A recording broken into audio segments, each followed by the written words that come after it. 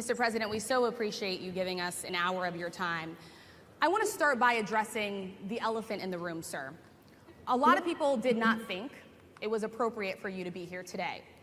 You have pushed false claims about some of your rivals, from Nikki Haley to former President Barack Obama, saying that they were not born in the United States, which is not true. You have told 4 congresswomen of color who were American citizens to go back to where they came from. You have used words like animal and rabid to describe black district attorneys. You've attacked black journalists, calling them a loser, saying the questions that they ask are, quote, stupid and racist. You've had dinner with a white supremacist at your Mar-a-Lago resort. So my question, sir, now that you are asking black supporters to vote for you, why should black voters trust you after you have used language like that? Well, first of all, I don't think I've ever been asked a question in such a horrible manner. First question. You don't even say, hello, how are you? Are you with ABC? Because I think they're a fake news network, a terrible network. And I think it's disgraceful that I came here in good spirit. I love the black population of this country. I've done so much for the black population of this country, including employment, including opportunity zones with Senator Tim Scott of South Carolina, which is one of the greatest programs ever for black workers and black entrepreneurs. I've done so much, and and I say this, historically black colleges and universities were out of money, they were stone cold broke, and I saved them, and I gave them long-term financing, and nobody else was doing it.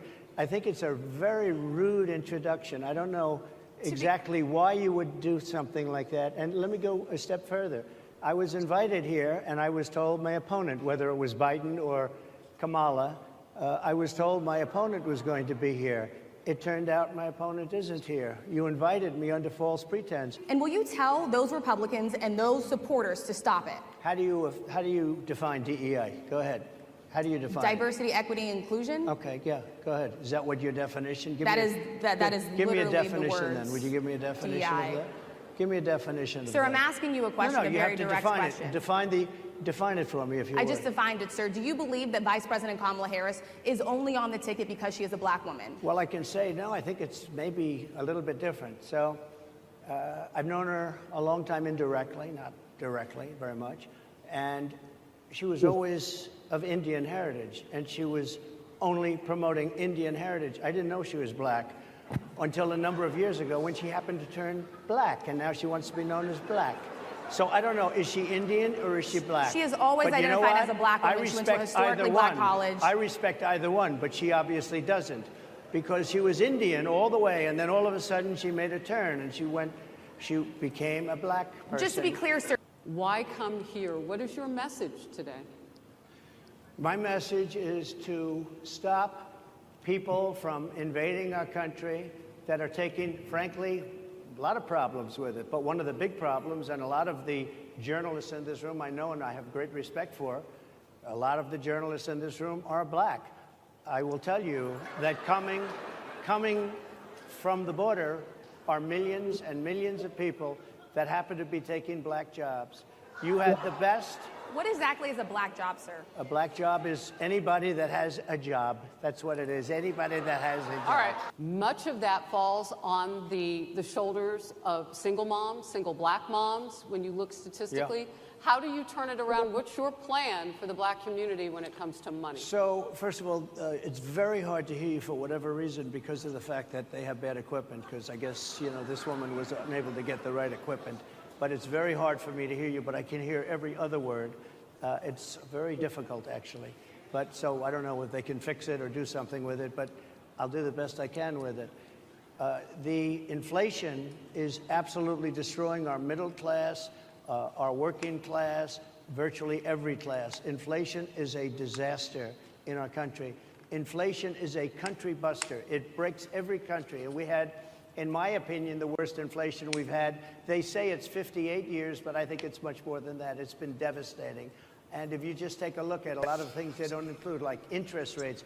Interest rates went from 2.4% to 10%, and you can't get the money. People can't buy houses. They no longer have the American dream. Young people, young black people, they don't have the American dream anymore. They can't buy a house. They can't borrow the money because of the cost of the money. They can't buy it because of the cost of housing, because of the cost to build it, because of inflation. Inflation is a disaster, and it's destroying our country, and it's destroying the black community probably as much or more. So what do you do? Than any. What's your plan? You know what we have to do? We have to bring down the cost of energy, and that's going to bring down the cost of inflation. This was all started with a bad energy policy by Joe Biden. By the way, just if I might, I was running against a man named Biden. You probably saw that. And he was losing very badly in the polls, and then he...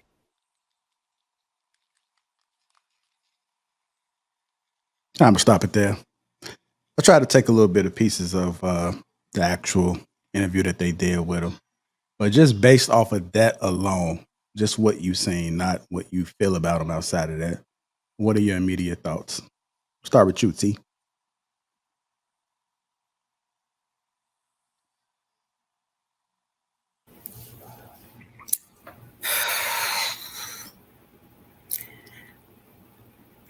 I think it's some validity to what he's saying, if it's true. If those things about the black community and HBCUs and all those things are true, I think it might be some validity. And I do think that she should have at least greeted him.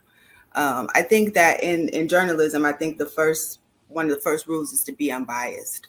So I think if he showed up to give time and speak with you, I think, you could be courteous despite your beliefs. But,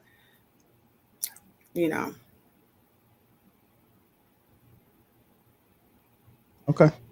Short and sweet. I don't like to get too far into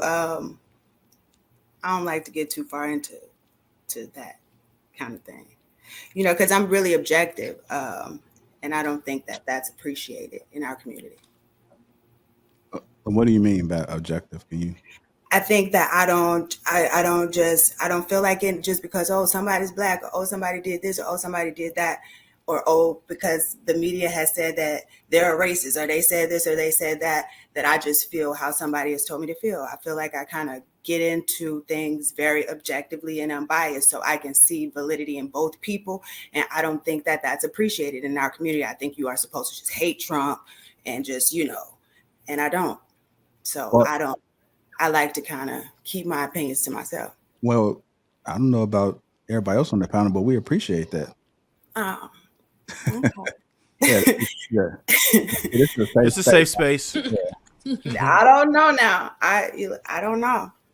I don't know. And I don't like to, get to argue and get real. You know what I'm saying? I really appreciate everybody's opinion, and I'm open to it, and I can hear it.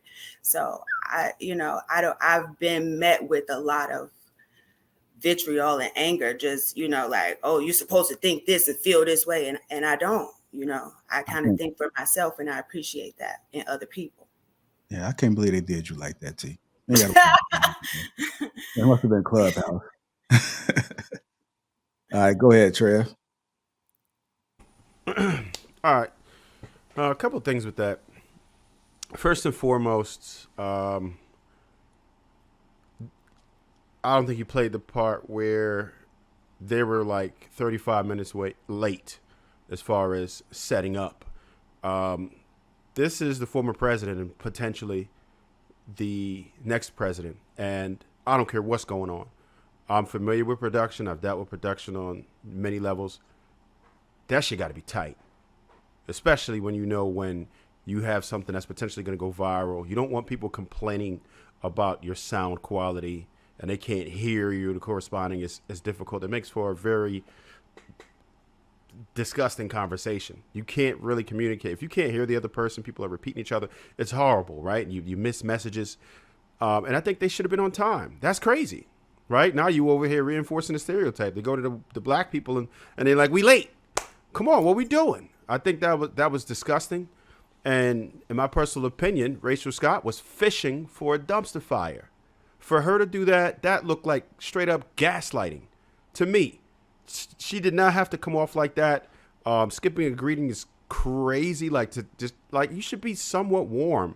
Like there's different ways, and you can get so much more information out of somebody if you're not trying to bump heads with them. I think it could have been a way more productive interview, and she was more so fishing for a viral moment and being selfish about it versus finding out true answers. And I don't think that she should have shied away from holding him accountable. I think she should have held him accountable and asked questions. It could be tough questions, but there's a way to kind of slow walk somebody into that. There's still formalities, there's still professionalism. And she missed all of that. And that was extremely unprofessional as a famous interviewer. Like, I don't know what we're doing with that. Like, there was no reason for her to do that in that manner. And it should have absolutely been avoided. And she got what she wanted. A lot of people just have to understand this too, right? We want people to talk to us directly. We want people to address our issues. At this point, I don't think he's going to do a great job at it as far as his communication. Some people are not going to like it. But guess what? Donald Trump isn't going to change the way that he communicates because it's proven to be very effective for him. If you look at like his rallies and different things, there's people understand him. He actually made it to be president one time, not being an official politician. So if you have something that works, damn near 80 years old, I don't expect him to change it. But what we are asking is that he addresses our issues. And there's plenty of videos you'll find where at least he articulates a comprehensive strategy versus saying, I'm not going to do anything specifically for black people. And that's the alternative that we have right now. And I'm not a diehard Republican or anything like that. I would personally would rather have neither of them to be representing the two parties, right? So, but still, it's like the lesser of the evils. One of these two people are going to win. I'm not going to waste my vote on an independent because I want my voice to count one way or the other towards something. So, choose who you may, but base it on policy. And a lot of people get wrapped up into his personality. I don't like it either. But guess what? One of these people are going to be writing our policies, and it's up to us to figure out which move is going to be better for our families. That's it. Okay. So, Trev, do you think the ladies asked some good questions, nevertheless? I think so. I forgot what the homegirl name was in the far right. She had the pink. I think she should have been the lead interviewer, to be honest, because she had a lot more tact and she was more reasonable, and she was just going past. It seemed like she wanted to conduct a professional interview. Even the homegirl in the middle with the black, I'm sorry, I don't know the other two ladies' names, but she was better off too. She was better too. Yeah, they were better too. At least they were cordial, and I do like the fact that they asked tough questions. And even if they would have pried, because to be honest, he did a lot of deflecting. Like hell, he always does that. He just deflects and does this. This is how his interviews go, deflecting. But if you stay on an issue and you ask specific questions, I think you could get better answers. But they did ask some good questions. I appreciate the other two interviewers. They did a much better job. Okay. Go ahead, Sweeney. You're on mute, Sweeney.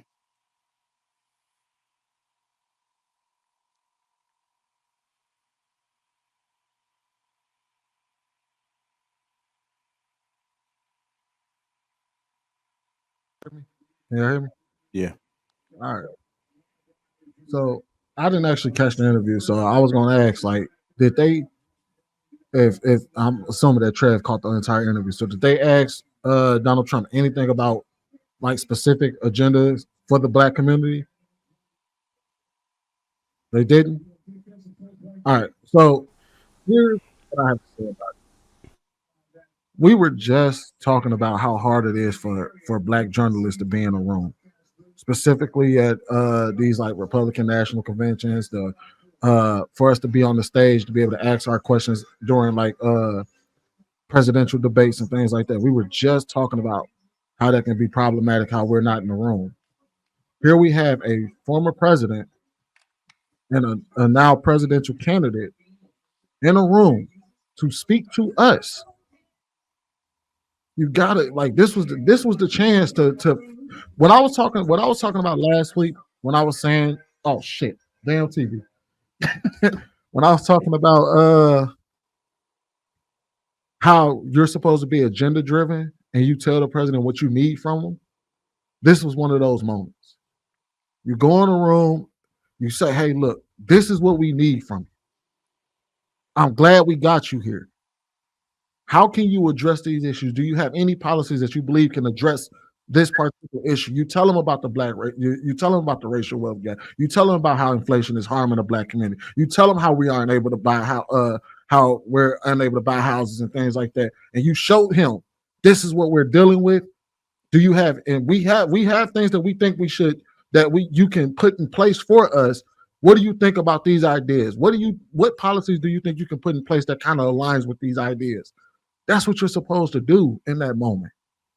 But this is the problem when you make identity politics central, because now the conversation is about like, granted, part of the reason why black folks don't rock with Kamala Harris is because she's trying to cosplay and just use her blackness to get elected. But then you see how that leaks into everything else.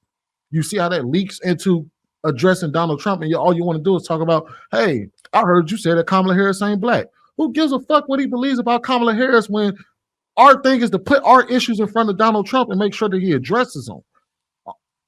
Our issues are our issues. Whether she's black or not is neither here nor there. We can talk our shit.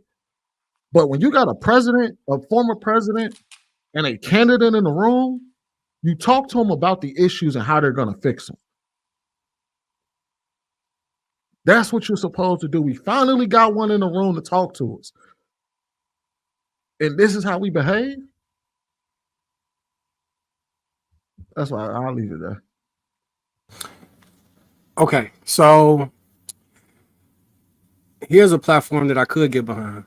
Increase access to investment capital for a robust, self-sustaining black business infrastructure.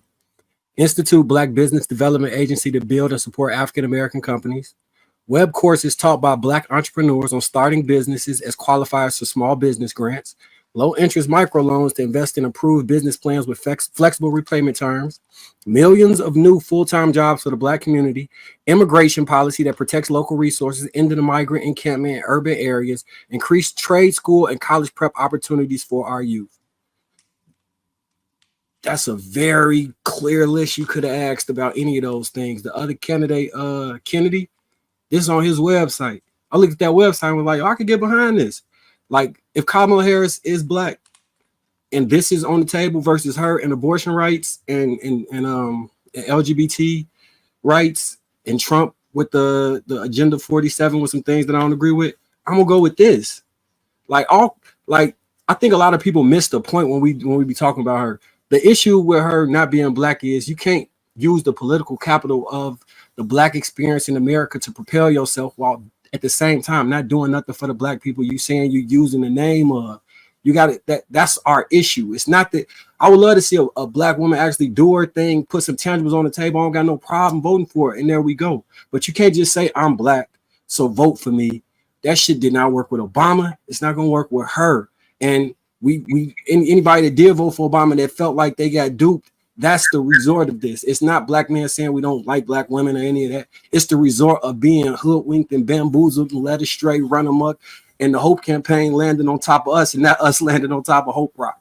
That's the major issue with this whole thing. So yeah, I think Trump is funny. I think he racist? I think he, like all older white men, they racist than a motherfucker. So, but some of that should be funny. When he said she hit a U-turn and turned black, I died laughing. I was in the house like, hell no. Hey, Mark. Huh? On a serious note, right? I was watching Head of State today, right?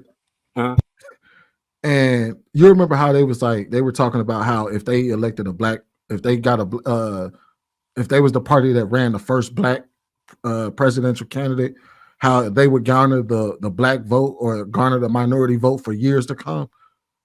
And I was sitting there and I was like, and now mind you, Head of State was made back in 2004, 2003, 2004. And I personally believe it backfired.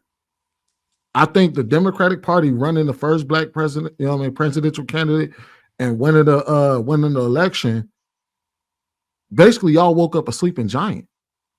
Because now black people done said, okay, we saw the first black. That first black not only did we see the first black didn't come in black. Like he didn't come in talking about the things that he was going to do for black people and had a real concise black agenda for these black voters. Once we saw that, that's where the whole identity politics thing went out the window. Once we saw what Obama did, we was like, oh, Obama's just a regular president. He acts just like the white man in office. He ain't doing shit for us just like everybody else didn't do shit for us. And now that's what, and to your point, that's what we see in Kamala, is that now you're coming out and saying, hey, look, I'm about to be the first female black president, y'all. Y'all need to jump on this train. And we're like, no, we're not going this time. We're not falling for it. Put together a comprehensive agenda for us. Set aside some agenda points for us. Some things you're gonna do for us, just like you set aside things when you go to the ask, when you go in that room with the immigrants and you talk about immigrants, you talk about policies that you're going to put in place for them. That's what you talk about. When you go in front of the Jewish community, you talk about policies you're going to put in place for them. When you go in front of the LGBT community, you go in there, you talk about policies you're going to put in place for them, policies you're going to protect. That's what we want to hear. What you going to do for us? Since you running a campaign, you show up in a room, what are you going to do for us? And like Marcus said, as long as you got an agenda for us, we got you. But don't think we're going to vote for you just because you're black or because we're scared of Trump. It's not going to work.